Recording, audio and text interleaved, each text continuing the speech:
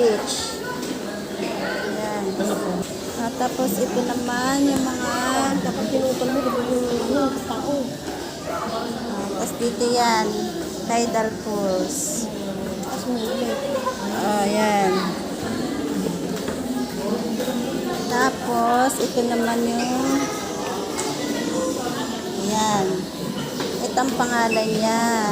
Rocky Shores. Putol-putulin mo na lang. Ayan, yung ano niya. Mga starfish sa dagat. Tapos ito yun. Seagrass meadows. Ito, pas mo dyan yun. Ito naman, ayun, oo, tapos na, yan. Tapos dito.